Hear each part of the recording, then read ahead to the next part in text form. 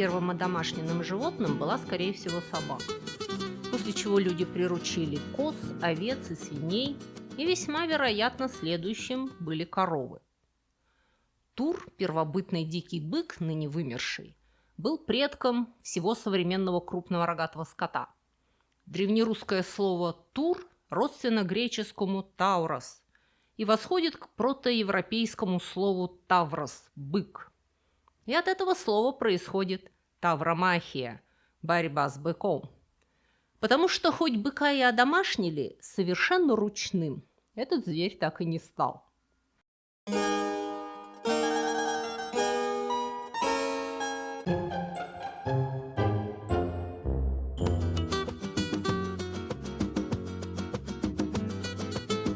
Туров начали одомашнивать, по крайней мере, со времен раннего неолита, примерно 10 тысяч лет назад.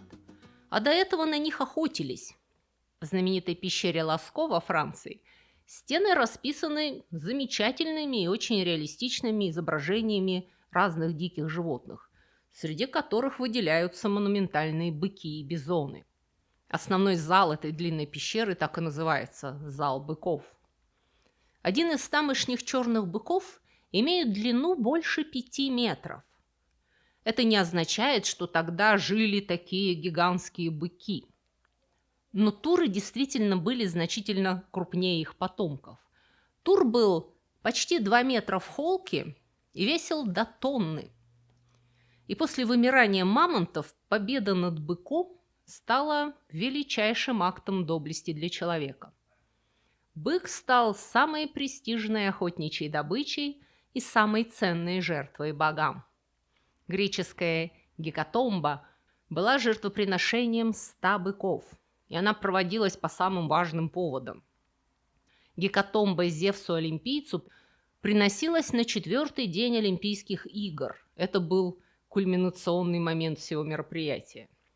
До сих пор в архитектуре широко используют так называемые букраниумы, от латинского букраниум, резные каменные бычьи головы, обычно размещаемые над входами или над окнами. Считается, что они происходят от практики вывешивания голов жертвенных быков на стенах древних храмов.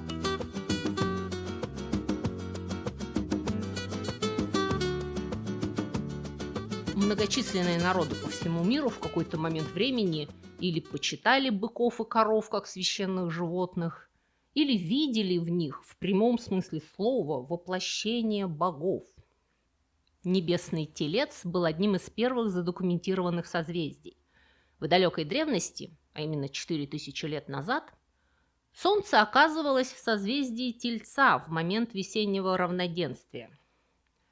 Поскольку ось Земли очень медленно меняет свой наклон, точка весеннего равноденствия сползла и сейчас находится в Рыбах, о чем прекрасно осведомлены рожденные в марте.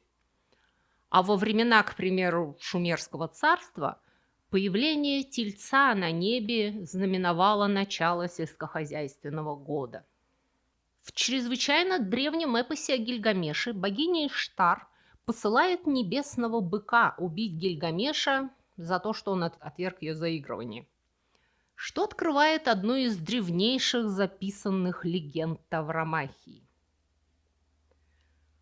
Бык небес пошел к реке, с его первым храпом в земле образовались трещины, и 100 молодых людей рухнули в землю и погибли. Со вторым храпом образовались трещины, и 200 рухнули в землю и погибли. С третьим храпом образовались трещины, Энкиду согнулся пополам, но тут же оправился, увернулся в сторону, прыгнул на быка, схватил его за рога. Бык небес спустил пену ему в лицо, он задел его густым хвостом. Энкиду крикнул Гильгамешу: «Друг мой, мы хвастались, что оставим за собой вечные имена. Теперь вонзи свой меч между затылком и рогами». Гильгамеш последовал за быком, он схватил его за густую часть хвоста, он вонзил меч между затылком и рогами и убил быка. До сих пор, надо заметить, тореадоры убивают быков тем же самым способом. В Древнем Египте почитали Аписа, священного быка, считавшегося воплощением бога Птаха, и Аписа находили из реальных живых телят, имевших определенные отметины на теле. Белый треугольник на лбу, белый контур крыла стервятника на спине, отметину скоробея под языком и белый полумесяц на правом боку. Дыркой в боку свистел. Теленка, который соответствовал этим отметинам, забирали из стада, приводили в храм, давали ему гарем коров и поклонялись ему как живому богу. Аписа использовали как оракула, его движения интерпретировались как пророчество. Верили, что дыхание Аписа излечивает болезни. Считалось, что корова, которая была его матерью, зачала его от молнии или от лунных лучей. Ее тоже очень уважали. Когда Апис умирал, его тело мумифицировали и с почетом хоронили. Вся страна погружалась в траур, и жрецы начинали искать нового теленка Аписа. Примерно как до сих пор ищут Далай-ламу. В Индии коровы, точнее зебу, двоюродные родственники нашим европейским домашним коровам, являются священными животными, о чем вы, полагаю, знаете без меня. В Ригведе, в самом раннем сборнике ведических гимнов, бог Индра часто уподобляется быку. Божества бури тоже называются быками под командованием Индры, поэтому Индру называют быком с быками. В Махабхарате прямо говорится: тот, кто убивает корову, идет в ад. Макдональдсы в Индии не подают говяжьих бургеров. Вместо них там дают макчикены с курицей, бургеры с рыбной котлеткой или вегетарианские бургеры с пряной картофельной котлетой.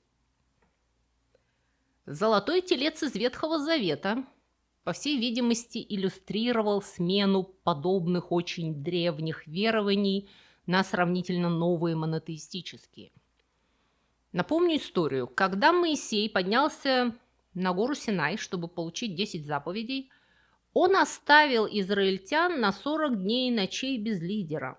Израильтяне испугались, что он вообще не вернется, и соорудили себе скульптуру тельца из золота и стали ему поклоняться.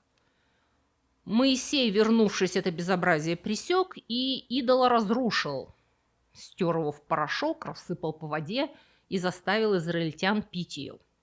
Но золотой телец остался богом тех, кто поклоняется деньгам, и его статуя стоит в финансовом районе Манхэттена. То есть многие сильнейшие древние боги принимали образ быка. Зевс, обернувшись прекрасным быком, похитил финикийскую принцессу Европу, в честь которой назван континент, и привез ее на остров Крит. Там она родила царя Миноса, у которого начнутся свои проблемы с божественными быками. Бык был священным животным Посейдона, бога моря и землетрясений. Для островных жителей это, не побоюсь утверждать, самый главный бог. И Минос попросил Посейдона, чтобы тот прислал ему белоснежного быка в знак своей благосклонности. Предполагалось, что Минос потом принесет этого быка в жертву, но он решил оставить его себе. Посейдону это не понравилось, и он попросил Афродиту заставить жену царя, Парсифаю, влюбиться в этого быка. Парсифая, сама ни в чем, хочу заметить, не виноватая, забеременела и родила Астерия, существо с телом человека и бычьей головой, Минотавра. Будучи противоестественным потомком женщины и зверя, Минотавр не имел естественного источника питания и поэтому начал пожирать людей. Царь Минос попросил архитектора Дедала создать специальный дворец-лабиринт для Минотавра, чтобы заточить его там. А кормить Минотавра предполагалось жертвами, которые налагались на город Афины. Афиняне должны были каждые 9 лет выбирать 7 юношей и 7 девушек и отправлять их на Крит в корм Минотавру. В конце концов, Минотавра убил афинский герой Тесей, которому удалось пройти лабиринт с помощью нити, подаренной ему Ариадной. Минойцы действительно строили огромные здания-лабиринты, которые археологи прозвали Минойскими дворцами, хотя их назначение до сих пор является предметом споров. На стенах этих дворцов сохранились красочные фрески, изображающие жизнь критян в бронзовом веке, во втором тысячелетии до нашей эры. И среди этих фресок, там много есть на что посмотреть, но особенно выделяются изображения таврокатапсии, прыжка через быка. Эта потрясающая часть ритуала поклонения Посейдону включала в себя прыжок через атакующего быка, при котором акробат подпрыгивал, хватался за рога быка, и бык подбрасывал его или ее в воздух, давая импульс для выполнения сальто. Так вот, подобные прыжки через быков не были уникальны для минойской культуры. Они практиковались и в других местах. Более того, похожие трюки до сих пор практикуются в некоторых странах. Эти бескровные тавромахии могут еще надолго удержаться в культуре, в то время как кровавая испанская коррида имеет чем дальше, тем больше проблем, по мере того, как человеческое общество становится гуманнее, по крайней мере, к животным.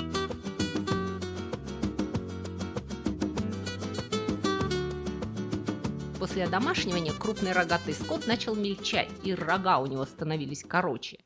За 3000 лет размер быков и коров уменьшился примерно на треть. Так с бывшими богами было легче сладить. И все же бык продолжал оставаться довольно опасным зверем. Быки и коровы не являются территориальными животными в том смысле, в котором волки, к примеру, территориальные животные. У волков есть территория, они ее контролируют и выгоняют отсюда всех. У быка нет собственной территории, но у него есть как бы личное пространство. Рогатые животные инстинктивно склонны держать социальную дистанцию. Если вы подходите к быку слишком близко, это воспринимается как акт агрессии, и бык может очень быстро и очень неадекватно на нее отреагировать. Поэтому во многих культурах, где разводят коров, имеются народные игрища, в которых пастухи демонстрировали свои молодецкие способности по усмирению крупного рогатого скота. К примеру, на юге Франции, в Гасконии и соседних регионах до сих пор проводят так называемые курланде – ландские забеги, во время которых участники ужасно ловко перепрыгивают через несущуюся на них молодую корову. Корова при этом привязана за веревку, но все равно это очень лихой трюк.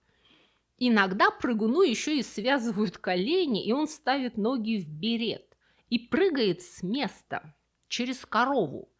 Глазам невозможно поверить. В Провансе и Лангедоке проводят другие захватывающие соревнования, которые называют кур-камаргуэ или кур-либр, то есть свободный забег с камаргуэсскими быками. Так там просто выпускают на арену бычка особой породы, очень энергичного, со здоровенными острыми рогами, и молодые люди бегают от него свободным образом. Пиком доблести является сорвать с быка кокарду, привязанную у него между рогов. Существуют также разнообразные формы забегов с быками, точнее от быков, по городским улицам. Раньше это были быки, которых перегоняли к городской арене, и на следующий день они участвовали в корриде. Энсьерро это называется по-испански, когда небольшую группу быков выпускают на огороженные улицы и предоставляют всем желающим от них убегать. Самое известное подобное мероприятие проводится в Памплоне, в Наварии, в первой половине июля и собирает массу туристов. Ежегодно во время забега получают травмы от 50 до 100 человек, и некоторые гибнут. Но иногда такие догонялки с быками не были вообще никак связаны с корридой. К примеру, они проводились в Англии до 30-х годов XIX века, причем англичане бегали за быком, а не от быка. То есть Зачинщики травили быка с собаками, а селяне уже спасались кто как может от перепуганного животного. В 1835 году это безобразие поставили вне закона. Точно так же страны начали одна за другой запрещать традиционную корриду с убийством быка. Чили сделал это первый еще в 1823 году. В Латинской Америке коррида сейчас запрещена практически везде. Также она запрещена в Италии. В Испании коррида больше не проводится на Канарских островах, и в 2004 году Барселона была объявлена городом, свободным от корриды. Но совершенно запретить корриду в Испании практически невозможно, несмотря на все либеральные ценности.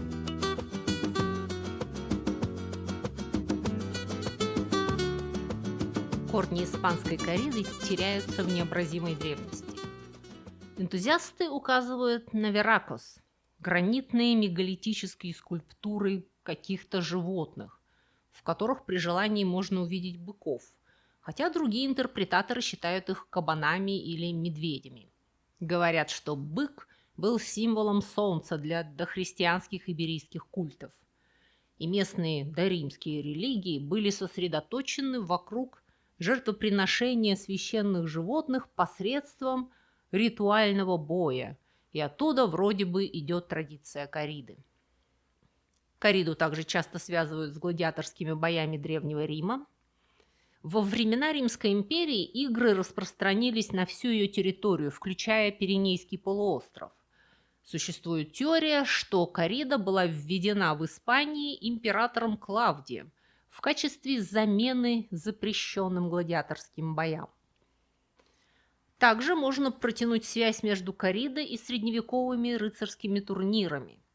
Испанские рыцари почему-то демонстрировали свою доблесть, сражаясь не только друг с другом, но и с быками. На фортах Гои из серии «Тавромахия», изображающих историю и теорию корриды, есть сцены, где быков усмиряют Великий Сид, король Карл V и другие рыцари. То есть коррида, по всей видимости, поначалу была конной и считалась благородным видом спорта, доступным только богатым людям, которые могли позволить себе содержать и тренировать лошадей. Тореадор Франциско Ромеро считается первым, кто ввел практику пеших сражений с быками. Это произошло около 1726 года. Он также начал использовать мулету и эсток – короткий меч и красную тряпку на палке, прикрывающую меч. С ним современная коррида начала обретать форму. Конные дворяне были заменены пешими простолюдинами, и быки начали бросаться на красную тряпку, как мы все теперь говорим.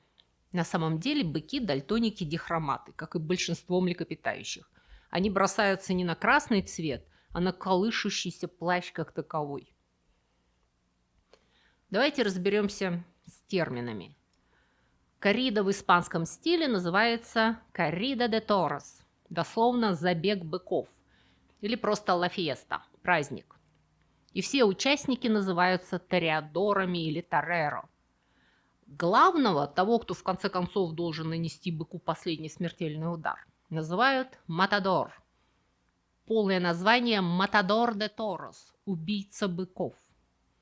Матадор – это рок-звезда, герой поколения. За ним ходят толпы фанатов, и о его победах над женщинами пишут в газетах.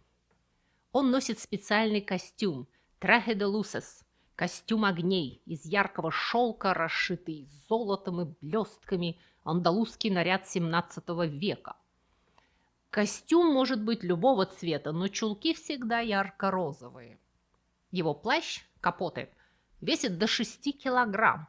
С одной стороны, с той, которую показывают быку, он розовый, а с другой – желтый. Каждому матадору полагается свита из 6 человек. 2 пикадора, копейщика верхом на лошадях, 3 бандерильера, которые втыкают в быка бандерильи, флажки, такие украшенные гарпуны. Их костюмы расшиты не золотом, а серебром, поэтому их называют «Тореros де плата» – серебряные тореадоры. Младшим членом команды является оруженосец, который помогает Матадору одеться. Одевание Матадора – это отдельный секретный ритуал, как правило, окруженный всевозможными суевериями, и поэтому он производится за закрытыми дверями. У тореадоров не только костюмы, у них и мировоззрение порядком-таки застряло в 17 веке. Современная коррида в высшей степени ритуализирована. От первого парада до последнего удара все делается строго по плану, в который вносит некоторое разнообразие бык. Поскольку у быка очень невелики шансы остаться в живых, то подробно о ходе испанской корриды я расскажу на 2-м уровне блогов, потому что я не хочу, чтобы YouTube меня демонетизировал. Если вы не знаете, что это такое, посмотрите, пожалуйста, внизу в описании. И, пользуясь случаем, хочу поприветствовать и поблагодарить всех моих настоящих бескультурников, поддерживающих этот канал на Бусти и Патреоне.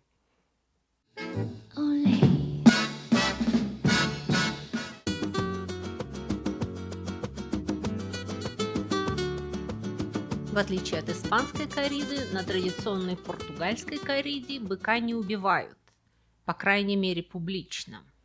Большинство португальских коррид проходят в 2 этапа. На первом кавалейру, то есть всадники, на лошади лузитана, специально обученной для боев, пытаются уклониться от быка и всадить в него 3 или 4 бандейры. В прошлом кавалейрос часто были членами старых аристократических семей. Уникальной особенностью португальской корриды являются женщины-всадницы, кавалейры. На 2-м этапе, называемом пега, удерживание, команда из 8 мужчин пешими пытаются захватить быка за морду и усмирить. То есть делают примерно то же, что ковбои на родео. Но животное при этом не связывают, что, как вы догадываетесь, очень-очень опасно для людей. Быков на арене португальской корриды не убивают, а загоняют потом назад в загон, где их тихо и спокойно забивает профессиональный мясник. Потому что португальская коррида – это все еще не просто игра, это наследие традиционных сельских фестивалей, связанных с забоем скота. На португальских Азорских островах группы парней соревнуются в перетягивании каната с молодым быком, крепко держась за длинную прочную веревку, обвязанную вокруг его шеи. Это называется турада-аккорда – игра в быка на веревочке. Дурацкое, на мой взгляд, занятие, я дам вам ссылку в описании. Понимаете, в чем дело? Бык никогда не был в пионерском лагере. Он не знает, что нужно перетягивать с вами канат. Он пытается вас догнать и накостылять, так что вся игра превращается в какие-то нелепые догонялки с веревкой посередине.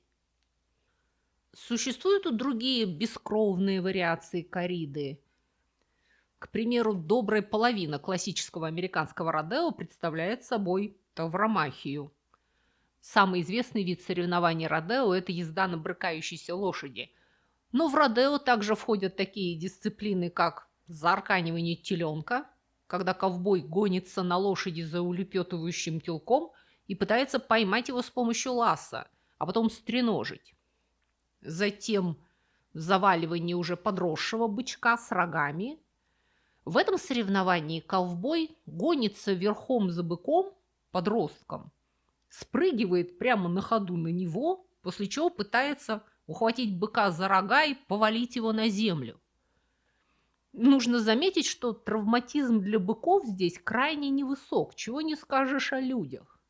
И вообще примерно половине телят и бычков удается удрать от ковбоев. Люди и животные борются, можно сказать, наравне. Но ни о каком паритете не идет речи в случае езды на быке. Бык Родео похож на культуриста с карикатур, и он совершенно не склонен терпеть у себя на спине человека. Поэтому езда на быке – это самый опасный вид соревнований и самый малозрелищный. Это, кстати, мои фотографии. После того, как я переехала в Альберту, я считаю своим долгом каждый год ездить на Родео. Так вот, бык страшно силен и приходит в ярость немедленно. Как правило, он просто тут же сбрасывает ковбоя на землю и начинает на нем прыгать. Удержаться положенные 8 секунд удается редким мастерам. Никто в ковбойских шляпах на быках не скачет, все в шлемах и в доспехах. На Мадагаскаре с горбатыми быками зебу борются в грязи. Этот вид спорта называется савика. Фермеры приводят зебу на рисовые поля во время посевного сезона, после чего они начинают пытаться повалить быка на землю за рога или горб. Насколько я поняла, это такой веселый способ, как следует вспахать поле перед посевом, а также произвести впечатление на потенциальных невест и их семьи. Мадагаскарцы-христиане устраивают савику на Пасху, а традиционалисты в честь ежегодного мероприятия по эксгумации останков предков и заворачиванию их в новые саваны. Любой вид борьбы с быком является опасным для человека. В этом вообще весь смысл. Ни одна человеческая цивилизация не наполняла сакральным содержанием драку с кошкой. Тавромахия сакральна и почетна, потому что она олицетворяла борьбу человека с богами или как минимум с мощными силами природы.